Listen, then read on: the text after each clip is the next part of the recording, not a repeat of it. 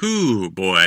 What's up, everyone? John from Beyond ARTV. Time for a little on-the-go track review, Heavy by Linkin Park. I know you guys have been super excited for this one. You've been asking me for my thoughts on the teasers that they've been releasing and everything, and I was a little bit nervous going into this, and for good reason, apparently. Kiiara is the featured female singer on this. You might know her for her glitch pop hit Gold that came out last year.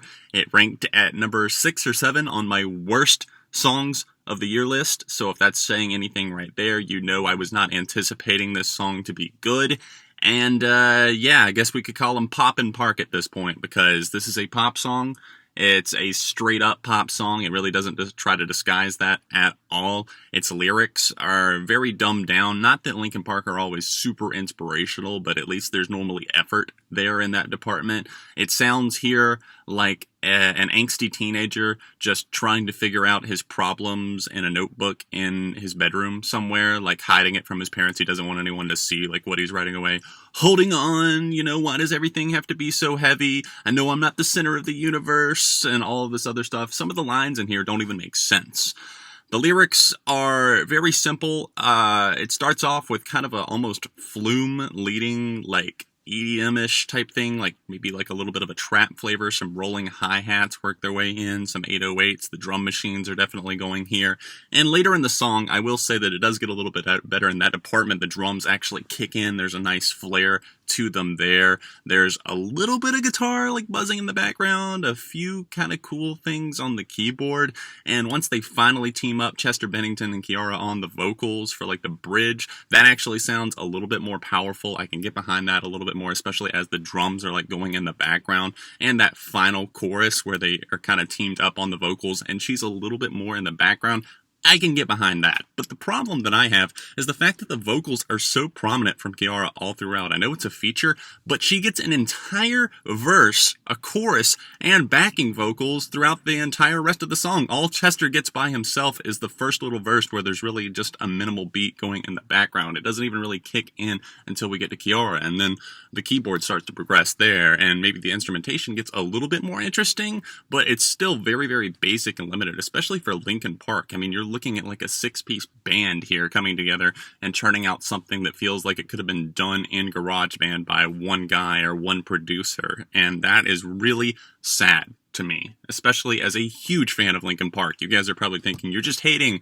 Maybe you don't know that I'm a big fan of Linkin Park. Linkin Park have been one of my favorite bands since I was 13 years old. I have all of their albums up to this point. I've reviewed all of their albums. If you're curious about that, I have a playlist with the links to all of the reviews of every Linkin Park review that I've put out to date. You can find that in the description down below.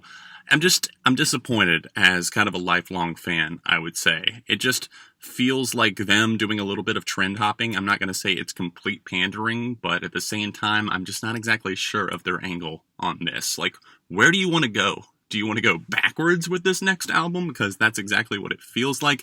But obviously, this is one song. I'm aware of that. But this one song is not good. It doesn't sound like Linkin Park. It sounds like maybe something they would do for a feature with Steve Aoki that they've done several times, like A Light That Never Comes, a couple of other tracks that they've done for film soundtracks and that sort of thing. But even whenever they've gone electronic rock in the past, this is not even electronic rock. It's just kind of electronic, and it seems like a producer, maybe like Joe Hahn and Mike Shinoda came up with something, and then Chester laid down some vocals over like a beat, which is really weird. I'm hoping that the rest of the album doesn't sound like this.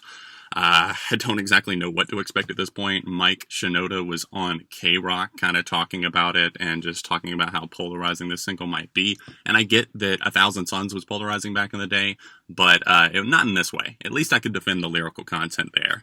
But here on this new one, it's too short, it's too simple. The guest feature is way too prominent. Overall, I don't like this song.